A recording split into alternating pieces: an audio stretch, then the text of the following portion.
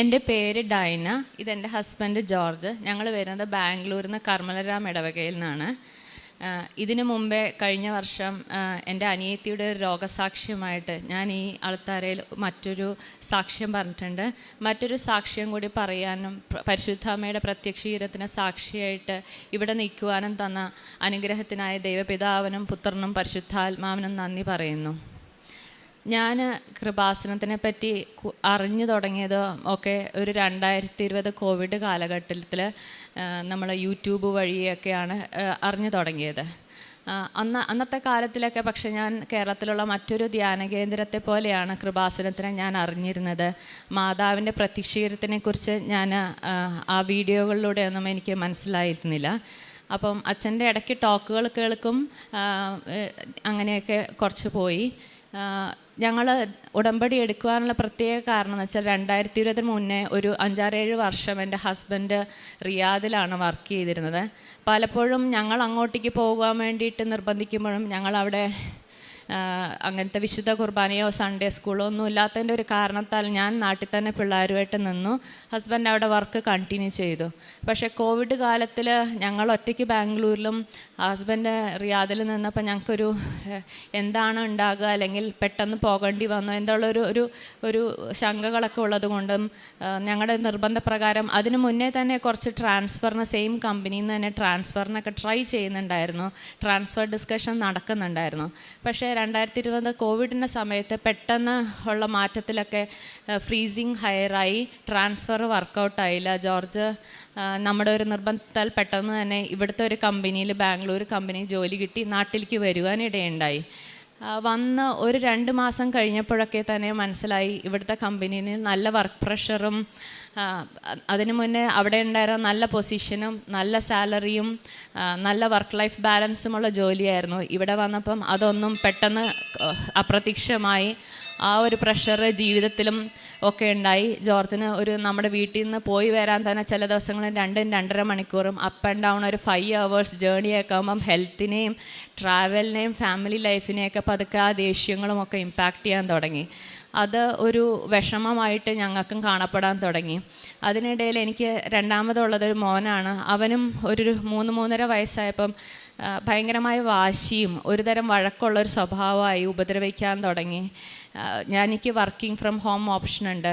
പലപ്പോഴും മീറ്റിംഗ് സമയത്തൊക്കെ ഈ വഴക്കമൊക്കെ ആകുമ്പോഴേക്കും അത് ഞങ്ങളുടെ ഒരു റുട്ടീൻ ലൈഫിനെ എഫക്റ്റ് ചെയ്യാൻ തുടങ്ങി. അങ്ങനെ ഒരു കാലത്തിൽ ഞാൻ പക്ഷേ ആ ഒരു സമയങ്ങളിലൊന്നും അതുവരെ ആരും ഉടമ്പടി നേരിട്ടെടുത്ത ഒരു വ്യക്തിയെ ഞാൻ കണ്ടിട്ടുണ്ടായിരുന്നില്ല. ഒരാളത്ത് ഡീറ്റെയിൽസ് ചോദിക്കാൻ ഞാൻ അറ്റൻഡ് ടോക്കിലൂടെ മനസ്സിലാക്കാതെ എന്താണ് അതിൻ്റെ ചിട്ടവട്ടങ്ങൾ എന്നൊക്കെ മനസ്സിലാക്കാൻ വേണ്ടിയിട്ട് ആരെയും നേരിട്ട് ഞാൻ പരിചയപ്പെട്ടിട്ടുണ്ടായിരുന്നില്ല. ബന്ധുക്കളിലും തന്നെ ആരും നേരിട്ട് പോയിട്ട് ഉടമ്പടി എടുത്തിട്ടതായി കേട്ടിട്ടുണ്ടായിരുന്നില്ല. ഞാൻ വെബ്സൈറ്റിൽ ഒരു ദിവസം കയറി നോക്കി. അങ്ങനെയാണ് ഞാൻ ഈ സ്ഥലത്ത് മാതാവിൻ്റെ പ്രത്യക്ഷീകരണം നടന്നതാണെന്നും ആ പ്രാർത്ഥനയിലൂടെ ഡൗൺലോഡ് ചെയ്തതിലൂടെയാണ് ഞാൻ മനസ്സിലാക്കിയത്. അങ്ങനെ 2022 ഞങ്ങൾ നാട്ടിലൊരു ഫംഗ്ഷനൊക്കെ വന്നപ്പം ജോർജിൻ്റെ ചേച്ചി ഉടമ്പടി എടുത്തിട്ടുണ്ടായിരുന്നു. അങ്ങനെ ചേച്ചിയിലൂടെയാണ് ഞാൻ എങ്ങനെയാണ് ചെയ്യേണ്ടതെന്നും ധ്യാനം കൂടേണ്ടതെന്നും, കാരണം ആ ചൊവ്വാഴ്ചകളെ ധ്യാനം കൃത്യസമയത്തൊക്കെ എനിക്ക് ജോലിയുടെ ഇടയിൽ കൂടാൻ പറ്റുമോ എന്നുള്ളൊരു ഭയമൊക്കെ ഉണ്ടായിരുന്നു. പക്ഷേ ചേച്ചി അതിൻ്റെ ആ സ്പിരിറ്റ് പറഞ്ഞ് മനസ്സിലാക്കിയപ്പോഴാണ് എനിക്ക് അത് എടുക്കാനുള്ള ധൈര്യമായത്. ഞാൻ ഈ 2022 മെയ് 22 ആദ്യമായി അങ്ങനെ ഓൺലൈൻ ഉടമ്പടി എടുത്തു. ആദ്യമൊക്കെ പ്രാർത്ഥന നല്ല ഉത്സാഹത്തോടു കൂടെ തുടങ്ങി. 1 ദിവസം 2 ദിവസം 15 ദിവസം 30 ദിവസമായിട്ടും എനിക്ക് പ്രത്യേകിച്ച് എനിക്കൊരു മാറ്റം ഉണ്ടാകുന്നതോ എൻ്റെ പ്രാർത്ഥനയിൽ ഒരു ശക്തിപ്പെടുന്നതോ എനിക്കൊരു ഫീൽ അങ്ങോട്ട് വരാതെ ആയപ്പം എനിക്കൊരു ചെറിയ നിരാശയൊക്കെ വന്നു തുടങ്ങി. പിന്നെ അതൊരു 90 ദിവസം കഴിഞ്ഞ് ഞാൻ ആ ഉടമ്പടിനെ കുറിച്ച് എനിക്കൊരു നല്ലൊരു സാറ്റിസ്ഫാക്ഷൻ എനിക്ക് തോന്നിയില്ല. എൻ്റെ ആ ഉടമ്പടി കാലം കഴിഞ്ഞു. അതൊരു ജീവിത രീതിയായിട്ട് കൊണ്ടുപോകാനുള്ള അറിവും എനിക്കുണ്ടായിരുന്നില്ല. അത് കഴിഞ്ഞു. അങ്ങനെ ഞങ്ങളുടെ കൂടെ അതേപോലെ തന്നെ ആ സമയങ്ങളിൽ തന്നെ ഞങ്ങൾക്ക് ഹെൽപ്പ് ചെയ്യാനും ഞങ്ങളുടെ കുടുംബാംഗത്തെ പോലെ ഞങ്ങൾക്കൊരു ചേച്ചിയുണ്ട്. കുഞ്ഞുങ്ങളുടെ കാര്യങ്ങളും ഞങ്ങളെ ഹെൽപ്പ് ചെയ്യാനും വേണ്ടി അവിടുത്തെ പ്രത്യേക ഒരു സാഹചര്യത്തിൻ്റെ കാരണത്താലും ചേച്ചിയും പെട്ടെന്ന് ഇനി പോകുകയാണ്, ഞാനിനി ജോലി നിർത്തുന്നു എന്നുള്ളൊരു മട്ടും പറഞ്ഞു. ഞങ്ങൾക്ക് മോൻ്റെ പ്രഷറും ജോർജിൻ്റെ യാത്രയും ജോലി പ്രഷറും എല്ലാം കൂടെ എനിക്ക് പെട്ടെന്ന് താങ്ങുവാനുള്ള ഒരു സിറ്റുവേഷൻസ് ആയി തുടങ്ങി വീട്ടിൽ. അങ്ങനെ ഞങ്ങൾ രണ്ടുപേരും കൂടെ ഡിസ്കസ് ചെയ്തിട്ട് ഇനി എന്ത് തീരുമാനിക്കുമെന്ന് ഞങ്ങൾ പ്ലാൻ ചെയ്തിങ്ങനെ ഇരിക്കുന്നു. ചേച്ചിക്ക് നാട്ടിലേക്ക് പോകാൻ 2022 ഓഗസ്റ്റ് 30 ടിക്കറ്റ് ബുക്ക് ചെയ്തു. ആ ഒരു ഓഗസ്റ്റ് മാസത്തിൽ ഞങ്ങളുടെ ആ സമയങ്ങളിൽ അന്ന് ഓഗസ്റ്റ് മാസം 30-ാം തീയതി ഞങ്ങളെല്ലാവരും സന്ധ്യാപ്രാർത്ഥന ഒരു വലിയ ദുഃഖത്തോടെ, കാരണം ഞങ്ങളുടെ കൂടെ 10-14 വർഷത്തോളം കൂടെ ഉണ്ട ചേച്ചിയാണ്. അപ്പോൾ എല്ലാവരും സങ്കടത്തോടെ പോയി കിടന്നുറങ്ങി. അന്ന് കിടക്കാൻ പോകുമ്പോഴേ അതിഭയങ്കരമായിട്ടുള്ള മഴയുണ്ടായിരുന്നു. അന്ന് പോയി കിടന്നുറങ്ങി. വെളുപ്പിന് ഒരു 2:30 ആയപ്പം പെട്ടെന്ന് ഒരു ശബ്ദം കേട്ടു. ഞാൻ മാത്രം ഞെട്ടി എണിച്ചു. എനിക്ക് എന്തോ സൗണ്ട് കേട്ടു. എന്താ കാര്യം എന്ന് മനസ്സിലായി. ഫോൺ എടുത്ത് നോക്കിയപ്പം എന്തെങ്കിലും മെസ്സേജുകളുണ്ടോ നോക്കി. എല്ലാവരും വെള്ളമുണ്ട് എന്നല്ലാതെ എന്താ കാര്യം എന്ന് ആരും പറഞ്ഞില്ല. ഞാൻ അങ്ങോട്ടും ഇങ്ങോട്ടും എല്ലാ ജനലിലും ബാൽക്കണിയിലൊക്കെ പോയി നോക്കി. കാര്യം മനസ്സിലായൊന്നുമില്ല. ഞാനൊരു ധൈര്യത്തോടു കൂടി നല്ല മഴയത്തും പോയിട്ട് വാതിൽ ആരെയും വിളിക്കാതെ തന്നെ പോയി തുറന്നു നോക്കിയപ്പം നമ്മുടെ മുകളിലെ ഫ്ലാറ്റിൽ താമസിക്കുന്ന 2-3 ഫാമിലീസ് നനഞ്ഞ് കയറി വരുന്നു. അവർ പറഞ്ഞു നമ്മുടെ കോമ്പൗണ്ട് വാൾ ബ്രേക്കായി. അപ്പുറത്തൊരു ഡ്രെയിൻ വാട്ടർ പോകുന്ന വലിയൊരു നാലയുണ്ട്. അതിലൂടെ മുഴുവൻ അഴുക്കുവെള്ളവും കയറി ഇങ്ങോട്ട് വന്നു. അന്നേരമാണ് ഞാൻ താഴത്തോട്ട് നോക്കുമ്പോൾ നമ്മുടെ പാർക്കിംഗ് സ്പേസ് എല്ലാം പകുതി ആളുടെ പൊക്കത്തിൽ മുഴുവൻ വെള്ളമായി കഴിഞ്ഞു. നമുക്ക് 2 കാറുകളുണ്ട്. അതിലൊരു കാറ് 1 വർഷം പോലും തികഞ്ഞില്ലായിരുന്നു. അതിൻ്റെ ഈ ഉണ്ടാവുന്ന സംഭവത്തിൻ്റെ 7 ദിവസം മുന്നേ അതിൻ്റെ ഇൻഷുറൻസ് റിന്യൂ ചെയ്ത്. അപ്പം നമ്മുടെ കാർ വാല്യൂം കുറച്ച് കുറഞ്ഞു. പെട്ടെന്ന് ഇതൊക്കെ ഉണ്ടായി. ഞാൻ പോയിട്ട് ഉള്ളിൽ എല്ലാവരെയും വിളിച്ചുണർത്തി. എല്ലാവരും വന്ന് നോക്കി. നമുക്ക് പക്ഷേ പെട്ടെന്നൊന്നും ചെയ്യാനില്ല, കാരണം വെള്ളം പകുതിക്ക് മുന്നേ നിറഞ്ഞു, വെള്ളം ഒഴുകിക്കൊണ്ടിരിക്കുന്നു. കുറച്ച് കഴിഞ്ഞ് നോക്കുമ്പോൾ നമ്മുടെ നോർത്ത് സൈഡിലുള്ള വാളും അപ്പുറത്തെ അപ്പാർട്ട്മെൻറ്റിൽ നിന്നുള്ള വെള്ള പ്രഷർ കാരണം ആ വാളും പൊട്ടി അവിടെ നിന്നുള്ള വാഹനങ്ങൾ വരെ ഞങ്ങളുടെ അപ്പാർട്ട്മെൻറ്റിൻ്റെ ഉള്ളിലേക്ക് കയറി വന്നു. അങ്ങനെ നോക്കുമ്പം ആകെ എല്ലായിടത്തും വെള്ളമായി. എല്ലാവരും പിന്നെ ഫയർഫോഴ്സ്, അവിടുത്തെ ലോക്കൽ അതോറിറ്റീസിനെയൊക്കെ വിളിക്കുന്നു, മെസ്സേജ് അയക്കുന്നു. പിന്നെ ഫോൺ ചാർജ് ചെയ്യാനുള്ളൊരു മെക്കാനിസമൊക്കെ കുറച്ച് കഴിഞ്ഞാൽ ലിമിറ്റഡ് ആവുമല്ലോ എന്ന് വെച്ചിട്ട് ഞങ്ങളൊരു 3:30 ആയപ്പോൾ പിന്നെ ഇനി ഒന്നും പറയാനില്ല. എല്ലാവരും വിഷമത്തോടെ ബെഡിൽ കിടന്നു. ഞാൻ എൻ്റെ കൈക്കൊന്ത എടുത്തിട്ട് പ്രാർത്ഥിക്കാൻ ഒരു നന്മ നിറഞ്ഞ മറിയമേ ചൊല്ലാനെടുക്കും. പക്ഷേ 2 വരി ചൊല്ലുമ്പോഴേക്കും പിന്നെ അത് മറന്നു പോകും. വേറെന്തോ മനസ്സിലെ ചിന്തകൾ വരും. പക്ഷെ അന്നേരമൊക്കെ എൻ്റെ മനസ്സിലൊരു സങ്കീർത്തനം വന്നു, ദൈവം ഉണരട്ടെ, അവിടുത്തെ ശത്രുക്കൾ ചിതറിപ്പോട്ടെ. അത് തന്നെ ഞാൻ ജപമണികൾ ചൊല്ലിക്കൊണ്ടിരുന്നു. ഒരു 5:30 ആയപ്പോഴേക്ക് ഫയർഫോഴ്സ് വന്നു, കുറച്ച് ലോക്കൽ അതോറിറ്റീസ് വന്നു. വെള്ളം പമ്പ് ചെയ്യാനുള്ള മെക്കാനിസം ഒക്കെ സ്റ്റാർട്ട് ചെയ്തു. പക്ഷേ അത്രയും വെള്ളമുള്ളത് ഒരു 2-2.5 ദിവസം കൊണ്ടാണ് വെള്ളം മുഴുവൻ പമ്പ് ചെയ്ത് തീർത്ത് കളഞ്ഞത്. അതിനുശേഷം 3-ാം ദിവസം നമ്മുടെ ചീഫ് മിനിസ്റ്ററും അവിടുത്തെ MP, എല്ലാ ചീഫ് ഓഫീഷ്യൽസും ഒക്കെ നമ്മുടെ അപ്പാർട്ട്മെൻറ്റ് വിസിറ്റ് ചെയ്തു. കാര്യകാരണങ്ങളൊക്കെ അന്വേഷിച്ചു. എന്താണ് ഗവൺമെൻറ് എടുക്കുന്ന മെഷേഴ്സ് എന്നൊക്കെ അന്വേഷിച്ചു.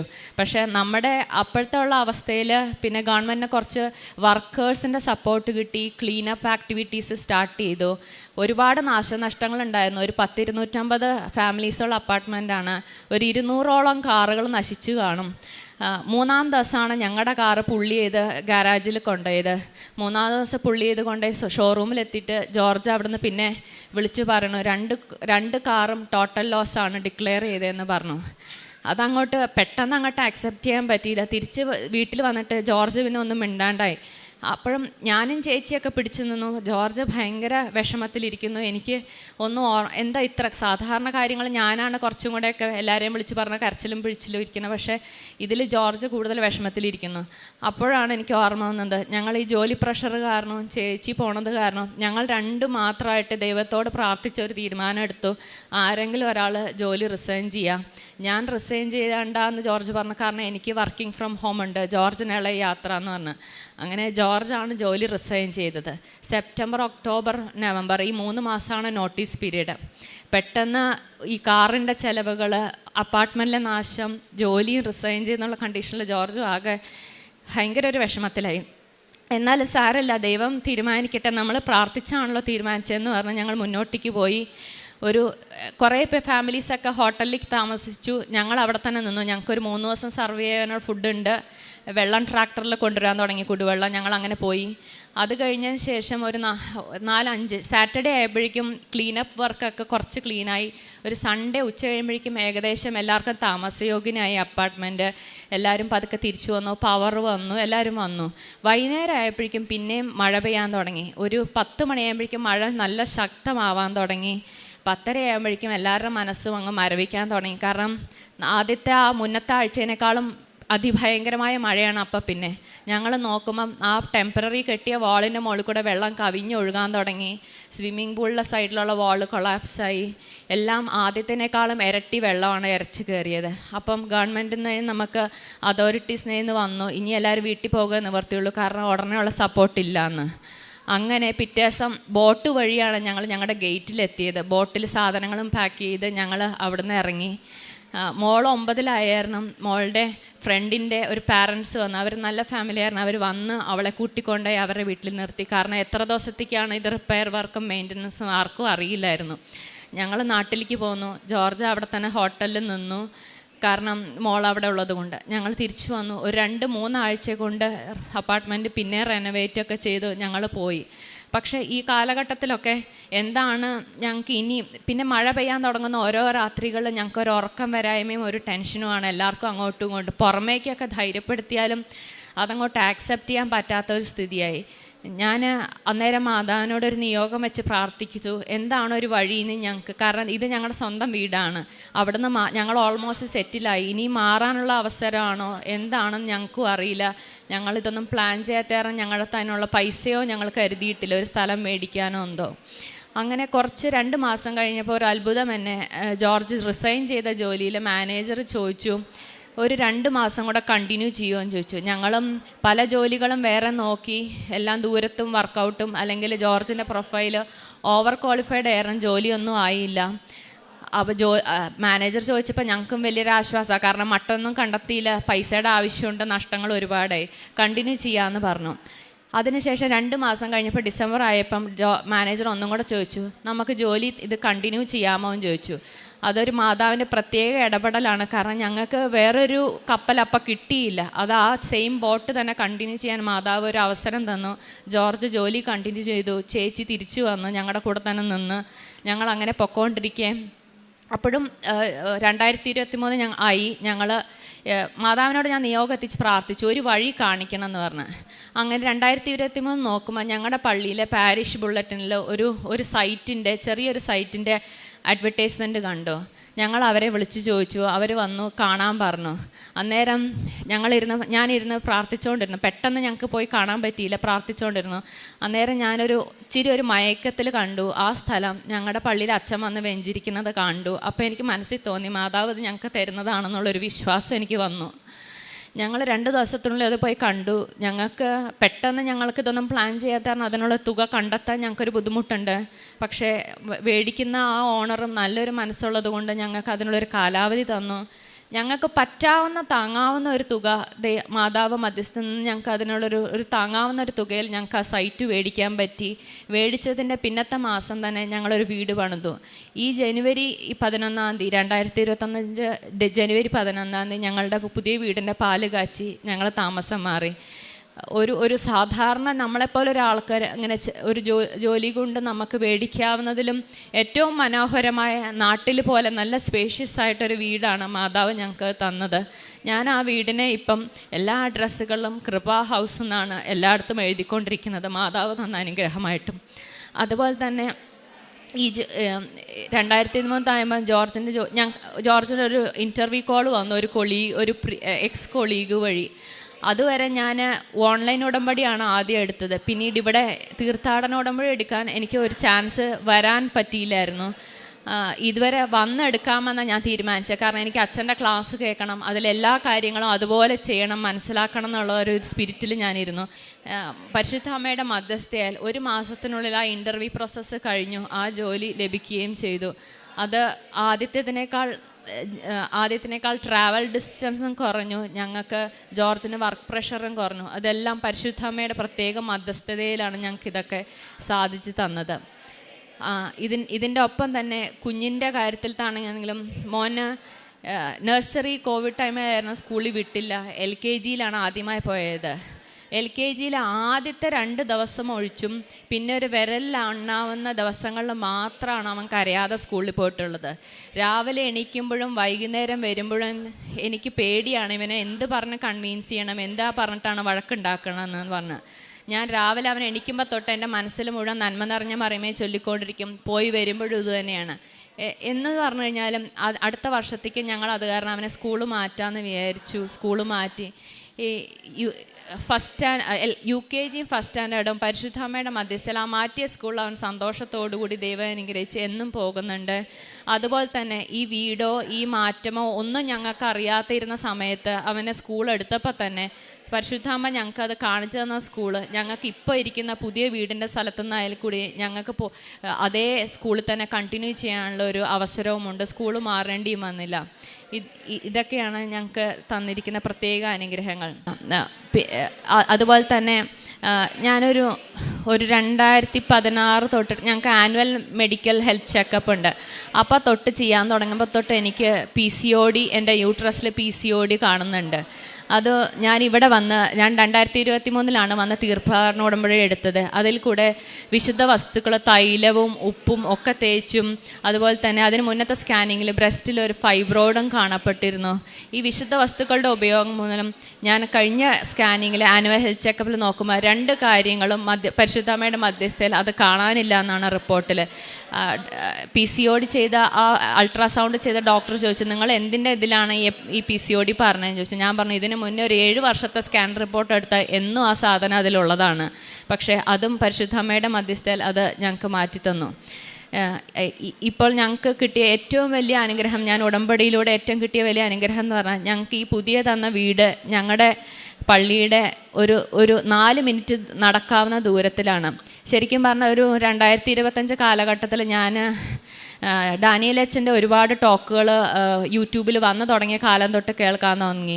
അതുവരെ ഞാൻ വിശുദ്ധ ഗ്രന്ഥം എന്ന് പറഞ്ഞാൽ ഞങ്ങൾ സന്ധ്യാപ്രാർത്ഥനയ്ക്കും അല്ലെങ്കിൽ സൺഡേ പള്ളിയിൽ പോകുമ്പോൾ കേൾക്കുന്ന മാത്രമായിരുന്നു വിശുദ്ധ ഗ്രന്ഥത്തിൽ എൻ്റെ വായനയും അതിനെക്കുറിച്ചുള്ള അറിവും. പക്ഷേ അതിനുശേഷം അച്ഛൻ്റെ ടോക്ക് കേട്ട് തുടങ്ങിയപ്പോൾ തന്നെ ഞാൻ ബൈബിൾ സ്ഥിരമായി വായിച്ചു തുടങ്ങിയായിരുന്നു.